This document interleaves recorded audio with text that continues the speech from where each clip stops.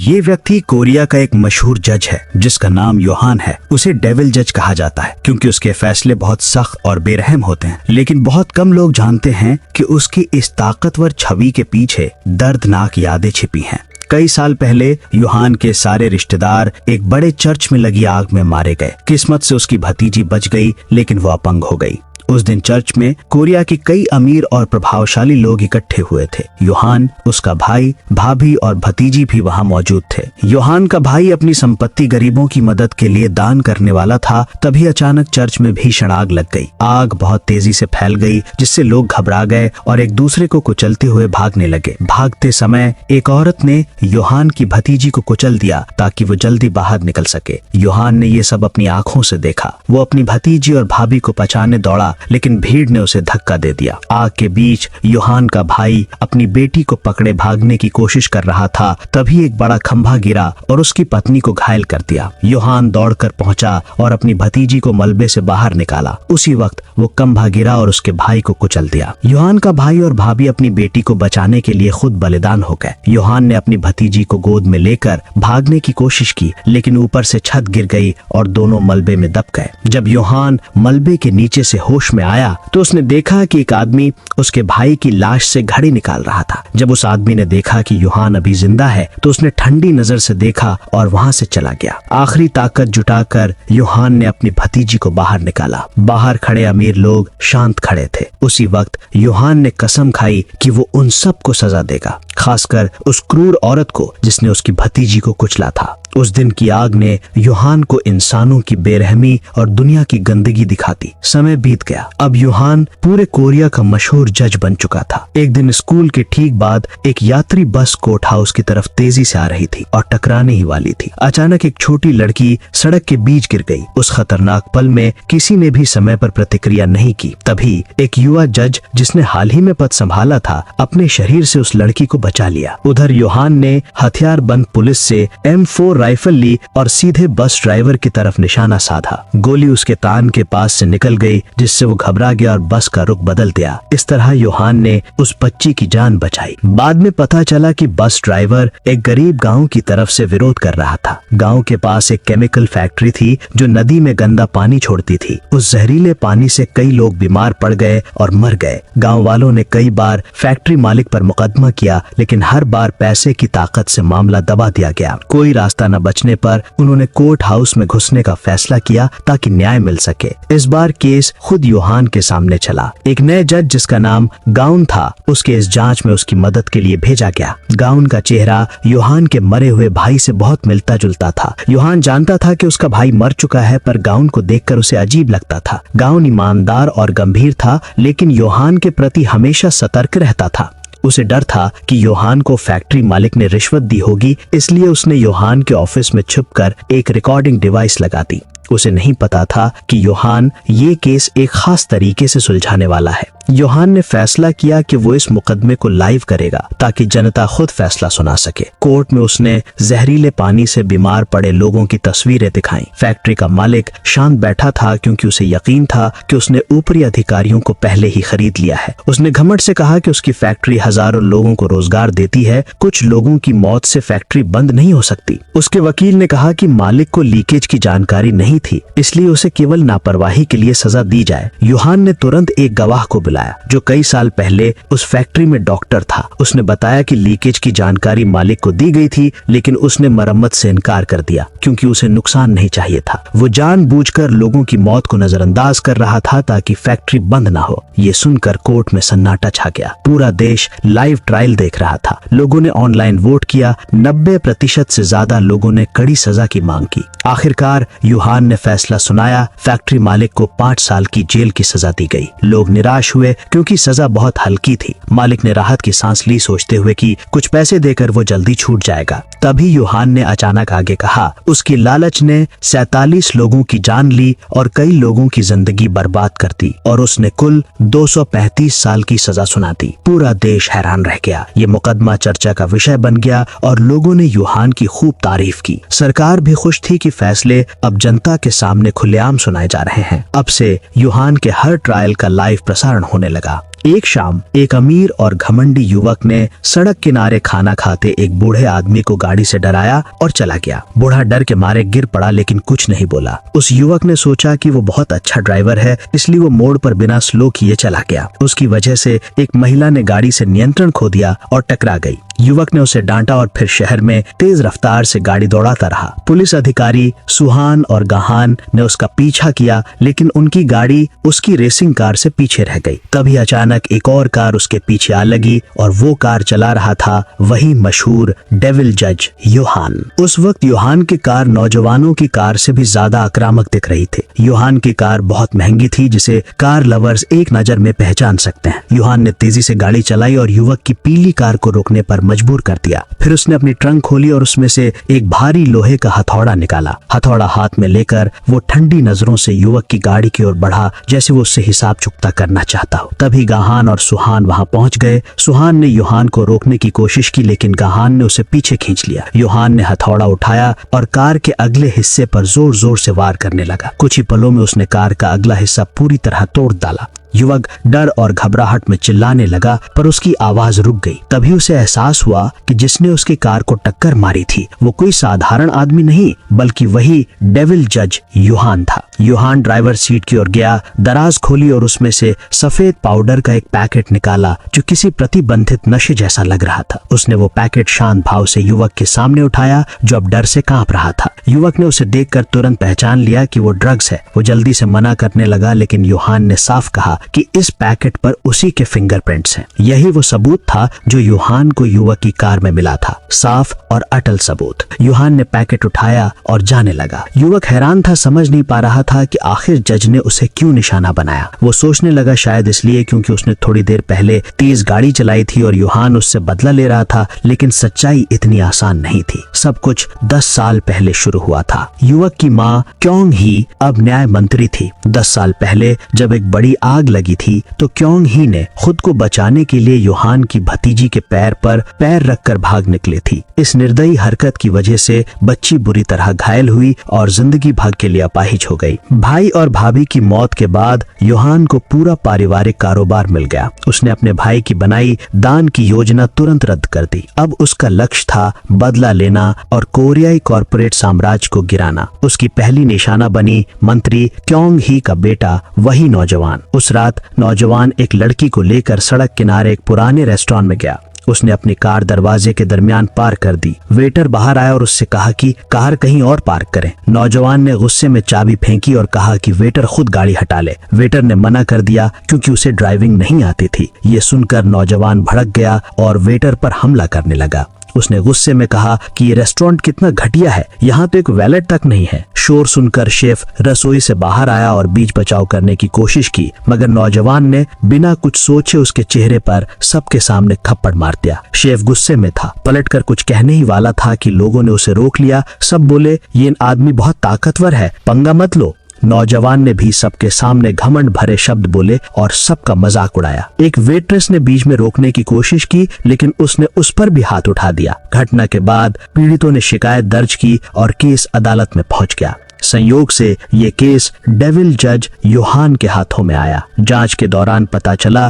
कि ये पहली बार नहीं था जब नौजवान ने किसी को पीटा हो। हर साल वो सैकड़ों लोगों के साथ झगड़े करता था लेकिन सभी डर के कारण चुप रह जाते थे क्योंकि उसकी माँ न्याय मंत्री थी और वो अपने परिवार की कंपनी का चेयरमैन था। हर बार जब कोई शिकायत करता तो वो या तो उन्हें धमकाता या पैसे देकर चुप करा देता था। लेकिन इस बार मामला योहान के हाथों में था और योहान पीछे हटने वालों में से नहीं था। योहान ने इस केस की सुनवाई लाइव प्रसारित की ताकि जनता सच्चाई देख सके। उसने लोगों से कहा कि वो वोट करें कि क्या इस नौजवान को दोषी ठहराया जाए। तभी अभियोजक ने बताया कि सभी पीड़ितों ने अपनी शिकायतें वापस ले ली हैं। उसने योहान से पूछा कि अब जब कोई केस नहीं बचा तो सुनवाई क्यों जारी रखी जा रही है। योहान ने तुरंत उस रेस्तरां के शेफ को बुलाया जिसे नौजवान ने मारा था। लेकिन जब शेफ से गवाही मांगी गई तो उसने अचानक कहा कि अब वो केस नहीं चलाना चाहता। उसने बताया कि सुबह उसकी माँ ने कहा कि उनका रेस्तरां बिक गया है और नए मालिक ने शर्त रखी है कि अगर वो वहीं व्यापार जारी रखना चाहता है तो उसे केस वापस लेना होगा। योहान ने पूछा, कल रात तो तुमने कहा था कि तुम आखिरी दम तक लड़ोगे, फिर अचानक ये फैसला क्यों? शेफ ने सिर झुका लिया, मुट्ठियां कस ली, लेकिन अंत में अपने गुस्से को निगल लिया। रोजगार की मजबूरी में उसने कहा कि नौजवान तो बस मजाक कर रहा था, अब बात खत्म हो गई। नौजवान तुरंत खड़ा हुआ और बोला कि अब अदालत में और कुछ कहने को नहीं बचा। वो जाने ही वाला था कि योहान ने उसे सख्त नजरों से रोक लिया। उसने कैमरे की दिशा उसकी ओर मोड़ी और जोर से कहा, मैं उन सबको आमंत्रित करता हूँ जिनके साथ इस आदमी ने अन्याय किया है। सीधी अदालत से जुड़ो और बताओ तुम्हारे साथ क्या हुआ। आज मैं खुद न्याय करूंगा। कुछ ही देर में एक लड़की स्क्रीन पर जुड़ी। उसका चेहरा साफ दिखाई दे रहा था पूरी अदालत के सामने। उसने कहा कि जब वो एक सेल्स वुमन थी तो एक बार कुछ नौजवानों ने उसे सबके सामने थप्पड़ मारा था, सिर्फ इसलिए क्योंकि उसने उनकी तरफ देखा था। डायरेक्टर ने उसे सब कुछ सहने के लिए मजबूर किया। वो अपनी बात पूरी भी नहीं कर पाई थी कि और लोग भी ऑनलाइन जुड़ गए। उन्होंने भी बताया कि कैसे उन्हें भी उसी नौजवान ने नुकसान पहुंचाया था। स्क्रीन पर सभी को दिखाना भी मुश्किल हो गया क्योंकि पीड़ितों की संख्या लगातार बढ़ती जा रही थी। हर किसी ने क्योंघी के घमंडी बेटे के अत्याचार और अपमान को झेला था। योहान ने सामने खड़े व्यक्ति की ओर देखा और ताने भरी मुस्कान दी। जनता के गुस्से भरी निगाहों के बीच जज योहान ने ऐसा फैसला सुनाया जो पहले कभी नहीं हुआ था। आधुनिक समाज में रहते हुए भी योहान ने सजा के तौर पर छड़ी से पिटाई का आदेश दिया, जिससे पूरी अदालत में अफरा तफरी मच गई। ये जज ऐसा था जिससे लोग डरते भी थे और इसकी इज्जत भी करते थे। जब नौजवान का अपराध साबित हो गया तो योहान ने सजा अगले दिन तक टाल दी। ये देरी जानबूझकर की गई थी क्योंकि योहान जानता था कि क्योंघी उससे मिलने जरूर आएगी।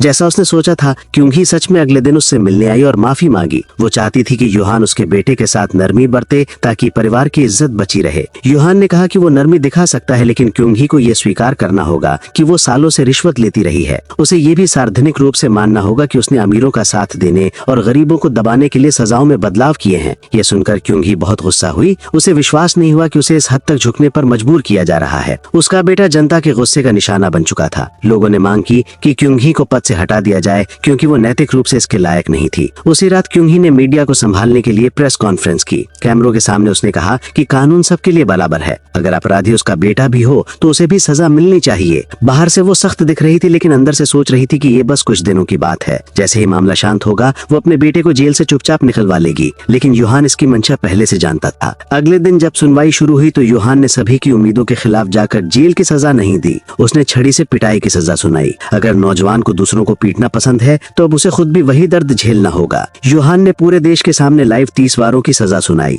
क्योंघी का बेटा सिर झुकाए खड़ा था और टीवी पर यह देखकर क्योंघी गुस्से में टीवी तोड़ बैठी। उसे विश्वास नहीं हुआ कि योहान ने खुलेआम सजा देने की हिम्मत की। योहान ने जनता को वोट करने की आजादी दी। जो लोग सजा का समर्थन करते थे उन्होंने हाँ बटन दबाया। स्क्रीन पर हाँ के वोट तेजी से बढ़ते जा रहे थे। लोग इतने उत्साहित थे कि बार बार बटन दबाते जा रहे थे। नौजवान गुस्से में कांपने लगा। उसने चिल्लाकर जनता को कोसा कि वो उसकी सजा तय करने वाले कौन होते हैं। लेकिन कुछ ही देर बाद वो घुटनों पर गिर गया और योहान से माफी की भीख मांगने लगा। पर योहान का फैसला नहीं बदला। फैसला सुनाने के बाद योहान अदालत से चला गया। क्योंकि जिसने पहले सजा का प्रस्ताव रखा था अब दबाव में आकर आदेश पर हस्ताक्षर करने को मजबूर हो गई। जनता के गुस्से से डरकर उसने आंखें बंद कर साइन कर दिए। कुछ समय बाद उसका बेटा मीडिया की मौजूदगी में सजा के स्थान पर लाया गया। कई बड़े अधिकारी और पत्रकार मौजूद थे और ये सीन लाइव प्रसारित हुआ। नौजवान को कपड़े उतारकर लकड़ी के फ्रेम से बांध दिया गया। जब जल्लाद ने उसे पीटना शुरू किया तो हर वार को रिकॉर्ड किया गया। पूरा देश ये सीन टीवी पर देख रहा था। ये सजा कठोर थी पर जनता खुश थी। क्योंघी का बेटा जो बचपन से दूसरों को पीटता था आज खुद सबके सामने पीटा जा रहा था।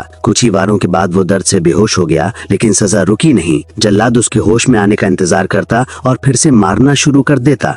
उसी रात गाउन योहान से मिलने आया और इस सजा का विरोध किया। उसका कहना था कि अपराधी को कानून के अनुसार सजा मिलनी चाहिए, न कि छड़ी से। लेकिन योहान जानता था कि गाउन अभी युवा है और उसे समाज की असली सच्चाई नहीं समझी है। वो चुप रहा और गाउन को एक छोटा रिकॉर्डिंग डिवाइस दिया। असल में ये वही उपकरण था जो गाउन ने खुफिया रूप से योहान के ऑफिस में लगाया था, क्योंकि उसे शक था कि योहान रिश्वत लेता है। योहान ये पहले से जानता था, लेकिन उसने कुछ नहीं कहा क्योंकि गाउन उसे अपने मरे हुए भाई जैसा लगता था। गाउन को देखकर उसे अपने भाई की याद आती थी जो आग में मारा गया था। योहान ने कहा कि वो धीरे धीरे दुनिया का असली चेहरा दिखाएगा जो झूठ और पाखंड से भरी है। तभी कमरे के कोने से अजीब आवाज आई, बम के टाइमर की टिक टिक की आवाज। योहान ने तुरंत गाउन को धक्का देकर दूर किया और जोरदार धमाका हुआ। दोनों आग और धुएं में दूर जा गिरे। योहान ने बेहोश गाउन को उठाया और अपने घर ले गया। उसका मकसद था गाउन को अपने पास रखना, क्योंकि वो उसे अपने भाई जैसा लगता था। जब गाउन को होश आया उसने पूछा कि उसे यहाँ क्यों लाया गया। योहान ने झूठ कहा कि अपराधी का पता अभी नहीं चला, इसलिए उसकी सुरक्षा के लिए उसे यहाँ रखा गया है। असल में योहान जानता था कि मास्टरमाइंड कौन है,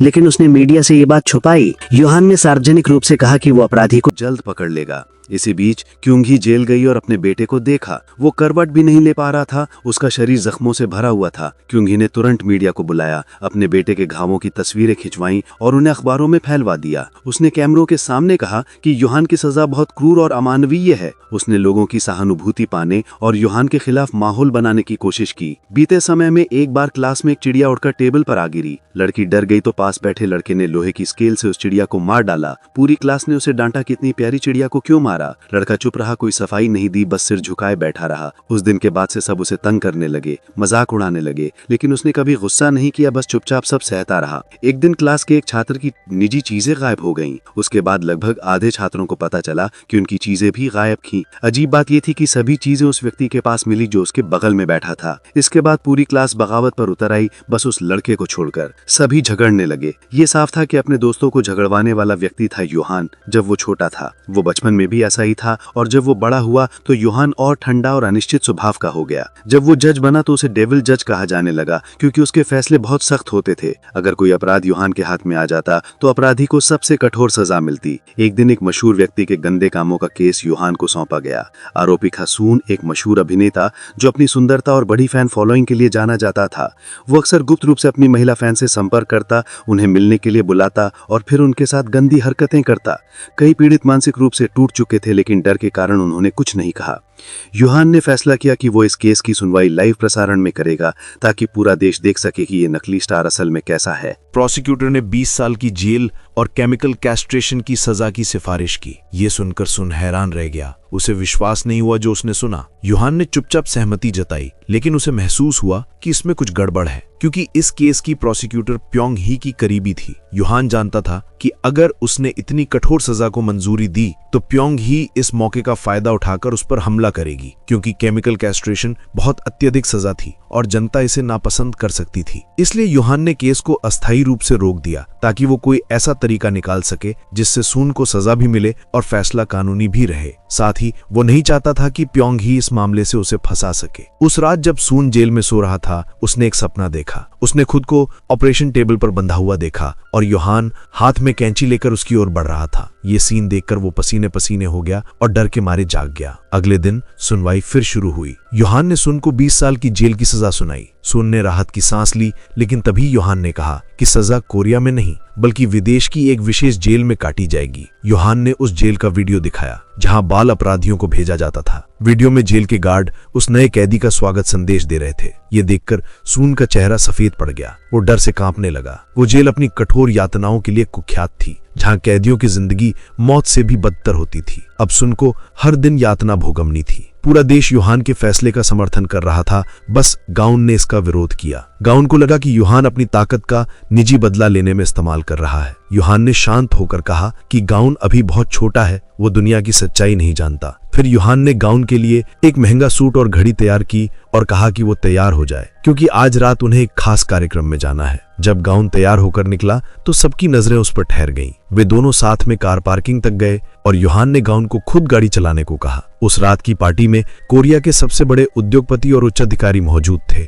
जैसे ही वे पहुंचे, गाउन के चारों ओर ताकतवर महिलाएं जुट गईं जो उससे फोटो लेना चाहती थीं। योहान ने तुरंत बीच में आकर उसे वहां से हटा दिया और उसे वीआईपी सेक्शन में ले गया, जहां सिर्फ देश के सबसे ताकतवर लोग थे। वहां राष्ट्रपति तक मौजूद था और कई बड़े उद्योगपतियों के चेयरमैन भी थे। ये लोग चैरिटी के नाम पर जनता की संपत्ति हड़पने वाले संगठन के सदस्य थे। वे जनता के भरोसे का फायदा उठाकर दान की रकम खुद रख लेते थे। क्योंगी भी उसी गुट की एक बड़ी शेयर होल्डर थी। वो उन सबसे ज्यादा खतरनाक थी, क्योंकि वो न्याय मंत्री के पद का इस्तेमाल खुद के फायदे के लिए करती थी। उस दिन की पार्टी में जो लोग थे, वे सभी फर्जी कंपनियों और भ्रष्ट संगठनों के मुखिया थे। यहाँ तक कि राष्ट्रपति भी उस कंपनी के बड़े शेयर धारक थे, जिसके पीछे कई अपराध छुपे थे। गाउन को यह देखकर झटका लगा। वो यकीन नहीं कर पा रहा था कि जो लोग खुद को उच्च नैतिक बताते थे, वो असल में इतने झूठे और गंदे थे। वापस जाते वक्त योहान ने साफ कहा कि उसका असली मकसद इन सबको खत्म करना है। फिर योहान गाउन को जेल ले गया। गाउन नहीं समझ पाया क्यों, लेकिन योहान ने बताया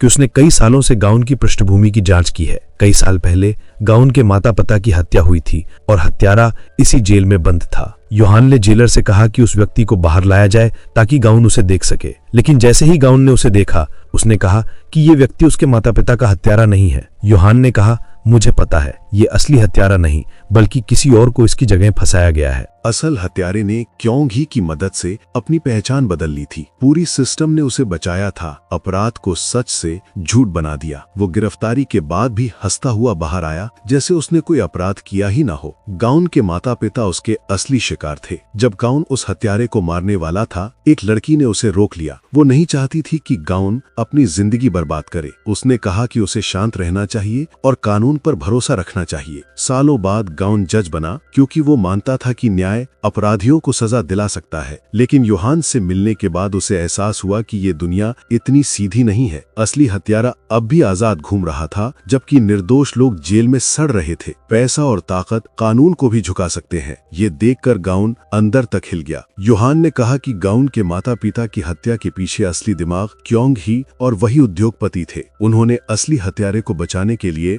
निर्दोष को फंसा दिया। वर्षों तक उन्होंने हजारों लोगों की संपत्ति लूटी और कई निर्दोषों की मौत का कारण बने, जिनमें गाउन के माता पिता भी शामिल थे। योहान गाउन को अपने एक गुप्त ठिकाने पर ले गया जहां उसके कुछ भरोसेमंद साथी मौजूद थे। वे सब लोग थे जिन्हें कभी योहान ने मदद की थी और जो उन्हीं अमीर अपराधियों के शिकार थे। उनमें एक पुलिस अधिकारी, एक वकील और एक सूचना जुटाने वाला व्यक्ति था। गाउन ने उनमें एक लड़की को पहचाना, वही जिसने लाइव ट्रायल में सून के खिलाफ गवाही दी थी। अब सब मिलकर उन भ्रष्ट उद्योगपतियों के खिलाफ लड़ने के लिए एकजुट थे। फिर योहान गाउन को शहर के बाहर एक शांत इलाके में ले गया। वहां गाउन ने पहली बार अपने माता पिता के असली हत्यारे को देखा। वो शख्स अब भी अपनी पत्नी और बच्चों के साथ खुशहाल जीवन जी रहा था। वो जो जेल में होना चाहिए था, अब आजादी से घूम रहा था। गाउन गुस्से में आग बबूला हो गया और उसे मार डालना चाहता था, लेकिन योहान ने उसे रोक लिया और कहा, अगर तुमने किसी की जान ली तो तुम उस इंसान का सामना कैसे करोगे जिसे तुम प्यार करते हो। अगले दिन गाउन भारी मन से सुहान से मिलने गया। उसने उससे पूछा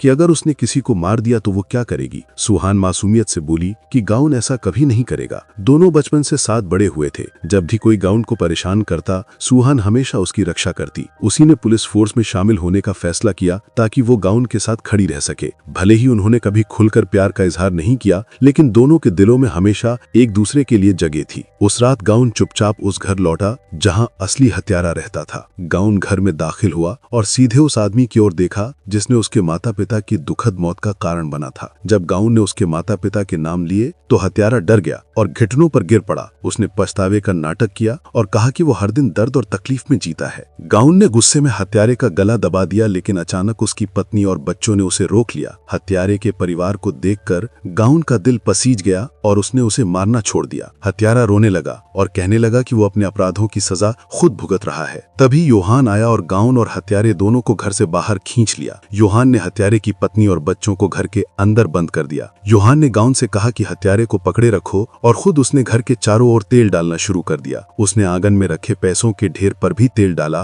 और आग लगा दी। आग तेजी से भड़क उठी और घर और पैसे दोनों जलने लगे। हत्यारा घबरा गया और पैसों के ढेर की ओर भागा, अपनी पत्नी और बच्चों को आग में छोड़कर। गाउन हैरान रह गया। अब उसे समझ आया कि हत्यारा कभी सच में नहीं बदला था। जब उसे पता चला कि सारे पैसे नकली थे तो वो पागल हो गया। योहान ने गाउन को घर में जाने से रोका क्योंकि हत्यारे की पत्नी और बच्चे पहले ही सुरक्षित निकाल लिए गए थे। हत्यारा रोने लगा और माफी मांगने लगा। जब उसने देखा कि उसका परिवार सुरक्षित है, उसने कहा कि उसके पास पैसे नहीं हैं, लेकिन सच्चाई ये थी कि पैसे उसकी पुरानी ठगियों से आए थे। गिरफ्तार होने के बाद उसने क्योंघी और चेबल से सब संभालने को कहा ताकि वो सजा से बच सके। उसने किसी और को पैसे देकर जेल भेज दिया और खुद ऐसे जीता रहा जैसे कुछ हुआ ही नहीं। उसने अपनी पत्नी और बच्चों से झूठ बोला कि उसके पास कुछ नहीं है और वो पछता रहा है, लेकिन योहान की वजह से आग ने उसका असली चेहरा दिखा दिया। गाउन ने अपनी आंखों से सच्चाई देखी और उसका दिल भारी हो गया। पता चला कि शुरू से लेकर अंत तक सब नाटक था। योहान ने गाउन को एक चाकू दिया। गाउन ने कहा कि वो अगर चाहे तो उसे अभी मार दे। गाउन ने हत्यारे की ओर देखा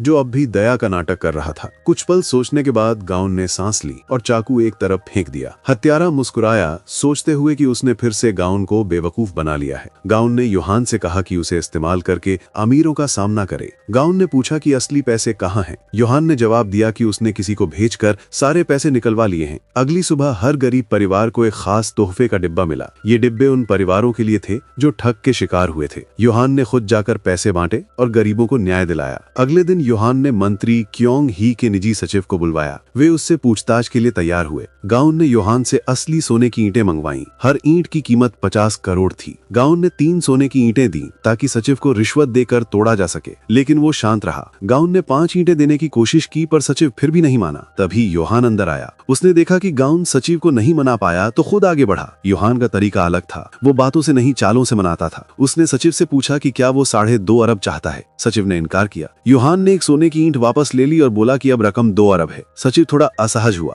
फिर योहान ने एक और ईंट हटा दी। अब रकम सिर्फ 1 अरब रह गई। सचिव परेशान हो गया। उसका मन डगमगाने लगा। जैसे ही योहान आखिरी ईंट भी हटाने वाला था, सचिव दौड़ कर आया और सोना पकड़ लिया। आखिरकार उसने रिश्वत स्वीकार कर ली और सहयोग करने के लिए तैयार हो गया। थोड़ी देर की कमजोरी में उसने खुद को खो दिया। इस तरह उन्होंने मंत्री क्योंग ही के सचिव को खरीद लिया। दोपहर में सुहान ने योहान की विकलांग भतीजी को घर छोड़ने के लिए गाड़ी चलाई। रास्ते में उन्होंने सड़क के बीच झगड़ा देखा। सुहान पुलिस अधिकारी थी, इसलिए वो तुरंत गाड़ी से उतरी और झगड़ा रोकने की कोशिश की। असल में झगड़ा एक नकली नेशनल रेस्क्यू लाइव स्ट्रीम समूह का था जो विदेशियों पर हमला करता था। वे सोचते थे कि विदेशी यहाँ नौकरियां और कोरियाई औरतें छीन रहे हैं। सुहान ने बंदूक निकाली, लेकिन उनके नेता ने उसे चुनौती दी। उसने अपने साथियों को कैमरा ढकने को कहा ताकि वे पुलिस पर हमला कर सकें। तभी योहान की भतीजी ने उसे फोन करके बताया कि वे खतरे में हैं। योहान और गाउन तुरंत वहां पहुंच गए। गुंडे बहुत घमंडी थे। वे सुहान को मारना चाहते थे और किसी ने योहान की भतीजी को गाड़ी से खींचने की कोशिश की। उसी वक्त गाउन ने घुसा मारा और योहान ने उनके नेता का गला पकड़ लिया।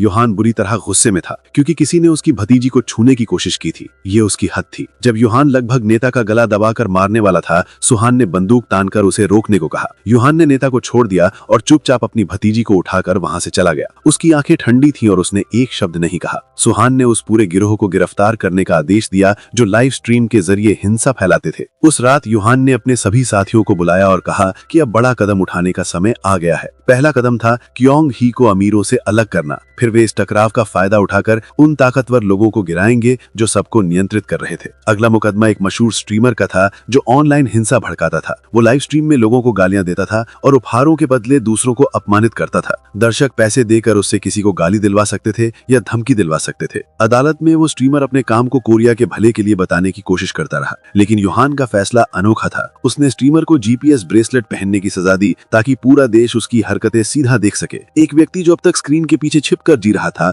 अब सबके सामने आ चुका था। जिन लोगों ने उस स्ट्रीमर को नुकसान पहुंचाया था, वे सब उसका ठिकाना जान गए और बिना दया किए उस पर बदला लेने पहुंच गए। वो सड़क पर सबका निशाना बन गया। लोग उसे बेरहमी से पीटने लगे और कोई भी उसकी मदद के लिए आगे नहीं आया। कई लोगों ने तो उसकी पिटाई का लाइव स्ट्रीम किया ताकि उन्हें ज्यादा व्यूज मिले। इस घटना का असर बहुत तेजी से फैल गया और जनता ने योहान पर शक करना शुरू कर दिया। कुछ लोगों का मानना था कि उसका फैसला अब देश के कानून की सीमाओं से आगे निकल गया है। मंत्री क्योंग ही को लगा कि अब उसका मौका आ गया है। वो इस मौके का फायदा उठाकर योहान को खत्म करना चाहती थी। क्योंग ही ने राष्ट्रीय मीडिया को बुलाया और ऑनलाइन ट्रायल रखा ताकि योहान पर मुकदमा चलाया जा सके। इस बार योन अभियुक्त था और क्योंग ही को पूरा भरोसा था कि इस बार वो जीतेगी। उसने एक लड़की को बुलाया जिसने पहले सोकून पर गलत काम का आरोप लगाया था। लड़की ने कोर्ट में खड़े होकर कहा कि योहान ने सबूतों को फर्जी बनाया ताकि सजा बढ़ाई जा सके। क्योंग ही को पूरा यकीन था कि लड़की अदालत में योहान के खिलाफ बोलेगी, लेकिन जब वो आई तो उसने सबके सामने कह दिया कि क्योंग ही गम से झूठ बोलने के लिए मजबूर किया था ताकि योहान को फंसाया जा सके। सबको पता चला कि ये सब योहान का रचा हुआ जाल था जिसमें क्योंग ही खुद फंस गई। इससे पहले कि वो कुछ समझ पाती,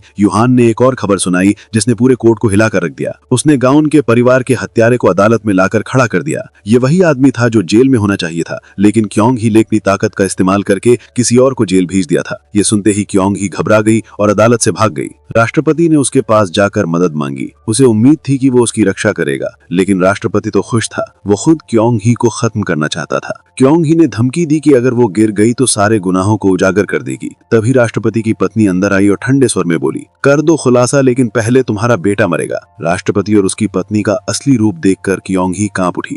अब उसके पास कोई रास्ता नहीं बचा था। उस रात योहान और गाउन उससे मिलने आए और साथ काम करने का प्रस्ताव दिया। उन्होंने कहा कि वे राष्ट्रपति और पूरे कारोबारी समूह को गिराना चाहते हैं। क्योंग ही ने उन्हें कमरे से निकल जाने को कहा। उसे सोचने का समय चाहिए था। योहान और गाउन के जाने के बाद क्योंग ही ने धीरे से बंदूक निकाली और वहीं खुद को गोली मार ली। योहान और गाउन को लगा कि वो सहयोग के लिए राजी हो गई है। वे क्योंग ही को इस्तेमाल करके राष्ट्रपति और बड़े उद्योगपतियों को गिराना चाहते थे, लेकिन अब उनकी सारी योजना खत्म हो गई थी। इधर राष्ट्रपति और उद्योगपतियों ने मिलकर एक रिहायशी इलाके को घेर लिया और पूरे देश में खबर फैलाई कि वहां एक गंभीर गंभीर महामारी फैल गई है। उस इलाके के लोगों को पकड़कर एक सैनिक गुप्त अनुसंधान केंद्र में ले जाया गया था। यूहान ने खबर सुनी और तुरंत कदम उठाया। उसने मीडिया से अपील की और सरकार के नियंत्रण वाले टीवी चैनल के बजाय जनरेटर और सिग्नल ट्रांसमिशन उपकरण मांगे ताकि सच्चाई दिखाई जा सके। सरकार के लोग उसे रोकने आए, लेकिन यूहान के साथियों ने उन्हें पकड़ लिया। यूहान और कुछ लोग इमारत की छत पर चढ़ गए और वहां से लाइव स्ट्रीम शुरू कर दिया। कैमरे में जो सीन दिखे उन्हें देखकर सब हैरान रह गए। साफ दिखाई दे रहा था कि ये कोई महामारी नहीं बल्कि एक षड्यंत्र था। यूहान ने सब कुछ लाइव दिखाया और पूरा देश सच्चाई देखकर डर और गुस्से से भर गया। राष्ट्रपति गुस्से से हक बबूला हो गया। उसने तुरंत अपने लोगों को भेजा ताकि लाइव बंद कराया जा सके। वो व्यक्ति जिसने पहले यूहान के मुकदमे में सजा पाई थी, अपने गुंडों के साथ पहुंच गया। उन्होंने छत पर चढ़ने की कोशिश की, लेकिन यूहान के साथियों ने सब रास्ते बंद कर दिए। नीचे खड़े गुंडों ने पत्थर फेंके और यूहान घायल हो गया। एक बूढ़े आदमी ने उन्हें रोकने की कोशिश की, लेकिन उसे डंडे से मार दिया गया। सबके सामने राष्ट्रपति के आदमी ने उस बुजुर्ग की हत्या कर दी। राष्ट्रपति के सहारे पर वो और भी बेखौफ हो गया। राष्ट्रपति ने हर जगह फोन करके लाइव बंद करने का आदेश दिया, लेकिन टीवी स्टेशन पूरी तरह से यूहान के नियंत्रण में था। मजबूरी में उसने पूरे देश की बिजली बंद कर दी।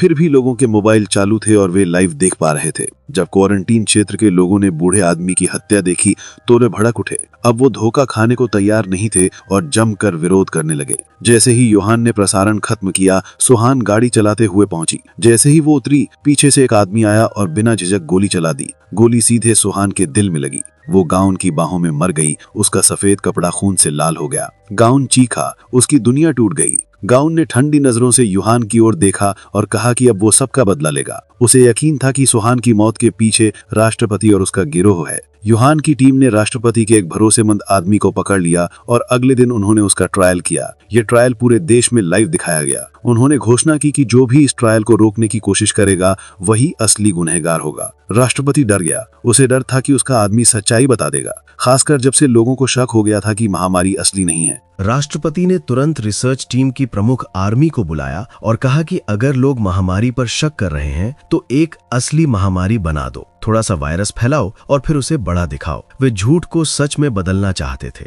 इस बीच कोरियाई जजों द्वारा आयोजित विशेष अदालत का लाइव ट्रायल शुरू हुआ। यूहान ने हत्यारे को मौत की सजा देने का प्रस्ताव रखा और उसे बिजली के झटके से मारने की तैयारी की, लेकिन अगर वो अपने मालिक का नाम बता देता तो उसकी जान बख्श दी जाती। हत्यारा चुप रहा क्योंकि राष्ट्रपति खुद पिछली रात उससे मिलने आया था। उसने कहा था कि बिजली की व्यवस्था वो खुद संभालेगा ताकि वो मरे नहीं, और अगर उसने सह लिया तो उसे इतना पैसा मिलेगा कि कभी खत्म नहीं होगा। जब हत्यारा अब भी नहीं बोला, तब यूहान ने फैसला किया कि अब महामारी विशेषज्ञ को बुलाया जाए। डॉक्टर ने कल यूहान को बताया था कि कोई महामारी नहीं फैली है। यूहान ने उसे अदालत में पेश होने के लिए तैयार किया था, लेकिन कई बार फोन करने के बावजूद डॉक्टर नहीं आया। बाद में यूहान को पता चला कि डॉक्टर रहस्यमय तरीके से मर गया है और उसकी रिपोर्ट में वायरस पॉजिटिव पाया गया। यूहान समझ गया कि ये सब राष्ट्रपति की चाल थी ताकि सबूतों को छिपाया जा सके, लेकिन यूहान के पास ठोस सबूत नहीं थे, इसलिए वो राष्ट्रपति को बेनकाब नहीं कर सका। यूहान ने हत्यारे को आखिरी मौका दिया। उसने कहा कि अगर वो असली साजिशकर्ता का नाम बता दे तो उसकी जान बख्श दी जाएगी, लेकिन हत्यारा आत्मविश्वासी था क्योंकि उसे भरोसा था कि राष्ट्रपति ने उसे आखिर तक बचाने का वादा किया है। फिर जनमत का नतीजा घोषित हुआ। ज्यादातर लोगों ने उसे बिजली के झटके से मौत की सजा देने का फैसला किया। जल्लाद ने स्विच ऑन किया और हत्यारे का पूरा शरीर बिजली से झटके खाते हुए तड़पने लगा। जैसे ही वो मरने ही वाला था, अचानक बिजली बंद हो गई और सब हैरान रह गए। पता चला कि गाउन ने फांसी रोक दी थी और मीडिया के सामने आ गया। गाउन ने सबके सामने खुलासा किया कि यूहान ने सबूतों में हेराफेरी की थी ताकि आरोपी को सख्त सजा मिल सके। लाइव प्रसारण देख रहे राष्ट्रपति और बड़े उद्योगपति इस घटना से बहुत खुश हुए। किसी ने सोचा भी नहीं था कि पहले साथी रहे यूहान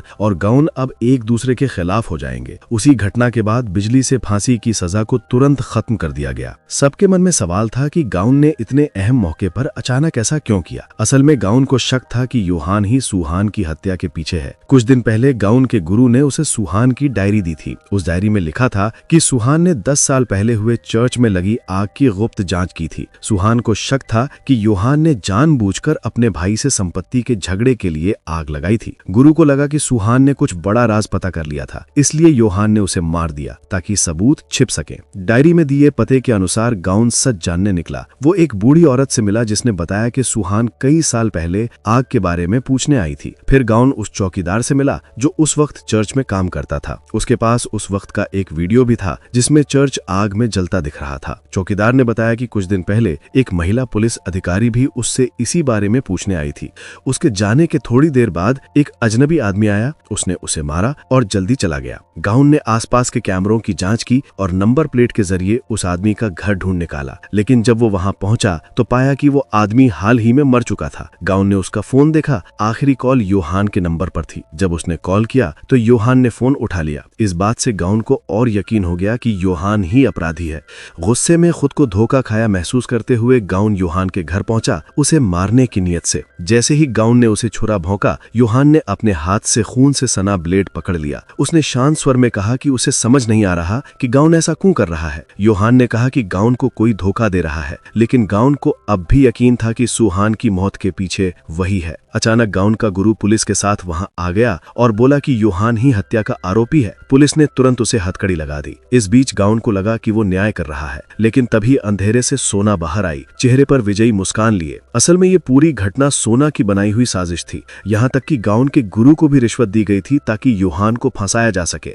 गाउन ये जानकर सदमे में आ गया कि वो इस्तेमाल किया जा रहा था। सुहान की मौत का सच अब भी रहस्य था। सच्चाई सुनने के बाद गाउन पूरी तरह से टूट गया। उसका शरीर सख्त हो गया और वो बोल भी नहीं सका। तभी एक छोटी लड़की मोमबत्ती से टकरा गई, जिससे आग लग गई और पूरा मीटिंग हॉल जलने लगा। उसी आग में चर्च भी ढह गया। उस हादसे में योहान के भाई और भाभी दर्दनाक आग में मारे गए। केवल योहान ही जानता था कि उस दिन क्या हुआ था, लेकिन उसने ये बात सालों तक छिपाई रखी। योहान ने झूठ कहा था कि वही जिम्मेदार है, ताकि उसकी भतीजी नफरत के साथ जी सके। सच्चाई जानने के बाद गाउन को बहुत पछतावा हुआ। अब उसे अपने फैसलों पर भरोसा नहीं रहा। सोना ने आदेश दिया कि योहान को ले जाया जाए। सब कुछ पहले से योजनाबद्ध लग रहा था। गाउन पुलिस स्टेशन भागा मदद के लिए, लेकिन वहां तक रिश्वत का जाल फैला हुआ था। गाउन अपने गुरु के पास लौटा, जिसने बचपन से उसे और सुहान दोनों को सहारा दिया था। लेकिन उसे ये जानकर झटका लगा कि उस गुरु को भी सोना ने अपने काले षड्यंत्र में शामिल कर लिया था। विश्वासघात और बेबसी के बीच गाउन ने अपनी आखिरी चाल खेलने का फैसला किया। सोना और राष्ट्रपति ने एक गुप्त अस्पताल बनाया था जहां वो अवैध रिसर्च कर रहे थे। उन्होंने आम लोगों को पकड़कर उन पर प्रयोग किए और बाहर की सुरक्षा सेना करती थी। गाउन एक डिलीवरी मैन का भेष बनाया और खुद को एक बॉक्स में छिपाकर अंदर घुस गया। फिर वो डॉक्टर का रूप धारण करके सारे अमानवीय अपराधों को रिकॉर्ड करने के लिए कैमरा साथ लाया। वहां गाउन की मुलाकात राष्ट्रपति और कुछ अमीर कारोबारियों से हुई जो नियमित जांच के लिए आए थे। डॉक्टर ने बताया कि हर दिन प्रयोगों में सैकड़ों लोग मर रहे हैं। राष्ट्रपति को कोई परवाह नहीं थी, बल्कि उसने कहा कि जिन लोगों के अंग काम के हैं उन्हें निकाल कर बेच दो, बाकी को चुपचाप जला दो। गाउन ने उनके सारे घिनौने शब्द और हरकतें चुपचाप कैमरे में रिकॉर्ड कर लीं। राष्ट्रपति के जाने के बाद गाउन ने एक लड़की को देखा जो पहले योहान की मदद कर चुकी थी। वो भी यहाँ पकड़ी गई थी और प्रयोग के लिए तैयार पड़ी थी। गाउन उसे बचाने ही वाला था कि तभी एक नर्स आ गई और शक से उसे देखने लगी। असल में नर्स को पहले से शक था कि ये जगह कुछ छिपा रही है, पर वो सख्त निगरानी के कारण भाग नहीं सकती थी। नर्स ने गाउन की मदद करने का फैसला किया और लड़की को एक लाश की गाड़ी पर रख दिया। उसने गार्ड से कहा कि ये शरीर के सारे अंग निकालने के बाद अब जलाने के लिए ले जाया जा रहा है। इस तरह गाउन उस लड़की और सबूतों के साथ वहां से भाग निकला। लेकिन अब मीडिया पर पाबंदी लग चुकी थी। कोई भी असली खबर दिखाने की हिम्मत नहीं करता था। जो कोई भी सच्ची खबर पोस्ट करता उसे सरकार तुरंत गिरफ्तार कर लेती थी। गाउन के पास कोई रास्ता नहीं बचा, क्योंकि कोई चैनल उसका वीडियो चलाने को तैयार नहीं था। वो अपने पुराने साथी के पास मदद मांगने गया ताकि खबर बाहर जा सके। उसी दौरान खबर आई कि योहान की जेल में मौत हो गई। गाउन सन्न रह गया। उसका पूरा शरीर कांपने लगा, जैसे अंदर से सब टूट गया हो। उसे लगा कि उसकी वजह से ही योहान की मौत हुई। उधर गाउन का गुरु एक बड़ी पार्टी में मुख्य न्यायाधीश बना दिया गया। वहां कई पत्रकार और अधिकारी मौजूद थे, लेकिन किसी को नहीं पता था कि इसके पीछे क्या साजिश है। गाउन ने अपनी जान जोखिम में डालकर सच्चाई उजागर करने का फैसला किया। उसने अपने गुरु को एक खाली कमरे में बुलाया और सब तैयारी कर ली। जैसे ही गुरु आया, गाउन ने उसे बांध दिया और अपनी शर्ट उतारी। उसके शरीर पर टिक टिक करती टाइम बम बंधी थी। गाउन ने अपनी जान देकर दुनिया को अपराध दिखाने का निश्चय किया। बम फटने ही वाला था कि अचानक योहान आ गया। उसने गाउन को पकड़कर बम डिफ्यूज कर दिया। पता चला कि योहान मरा नहीं था। ये सब एक योजना थी ताकि दुश्मन अपनी कमजोरी दिखा दे। जेल में योहान के कुछ वफादार साथी थे जिन्होंने गुप्त रूप से उसकी मदद की। उसकी मौत की खबर सिर्फ एक झूठ थी ताकि विरोधी सतर्कता छोड़ दे। दें। कुछ ही देर बाद राष्ट्रपति और अमीर लोग पार्टी कर रहे थे, ये सोचकर कि योहान मर चुका है। जैसे ही उन्होंने जश्न में जाम उठाया, पीछे लगी टीवी स्क्रीन अचानक जल उठी। स्क्रीन पर योहान दिखाई दिया, ठंडे और शांत चेहरे के साथ। सबको लगा ये कोई पुराना वीडियो है, लेकिन तभी योहान ने कहा कि वो अब उनसे अलविदा कहने आया है। इस बार योहान ने लाइव स्ट्रीम चालू किया और पूरी सच्चाई दिखा दी। गुप्त अस्पताल, राष्ट्रपति की कबूलियत वाली बातें, सब लाइव प्रसारित हो गया। पूरा देश ये देखकर दहल गया। योहान ने जनता से वोट मांगा कि क्या इन सारे अपराधियों को सजा दी जाए। उसने कहा कि अगर 1 करोड़ लोग हाँ कहेंगे तो वो बम विस्फोट कर देगा। कैमरे में दिखाया गया कि उस जगह हर तरफ बम लगे थे और कोई रास्ता नहीं था। वोट की संख्या लाखों पार कर गई और कुछ ही मिनटों में 1 करोड़ पहुंच गई। योहान खुद उस कमरे में गया जहां सारे अपराधी बैठे थे। उसके हाथ में बॉम्ब का रिमोट था और उसकी आंखें बिल्कुल शांत थीं। गाउन वहां पहुंचा और उसे रोकने की कोशिश की, लेकिन योहान नहीं माना। उसने गाउन को बाहर धकेला और जैसे ही वोट की संख्या पूरी हुई, उसने बॉम्ब का बटन दबा दिया। पूरा कमरा आग के समंदर में तब्दील हो गया। सारे अपराध और अपराधी उसी आग में जल गए। कुछ दिन बाद गाउन योहान के छोड़े हुए पुराने घर गया। उसे लगा योहान सचमुच मर गया है, लेकिन टेबल पर एक नक्शा रखा था जिसमें विस्फोट से बच निकलने का रास्ता साफ लिखा था। तब उसे समझ आया कि योहान जिंदा है। वो अपनी भतीजी को लेकर देश छोड़ चुका है ताकि राजनीति और भ्रष्टाचार से दूर रह सके। उसके बाद गाउन ने योहान के रास्ते पर चलना जारी रखा और सर्वोच्च न्यायाधीश बन गया। उसने न्याय के लिए अपना सफर जारी रखा। अब गाउन अंधा नहीं था और नफरत से भरा हुआ नहीं था। फिल्म यहीं खत्म होती है। देखने के लिए धन्यवाद।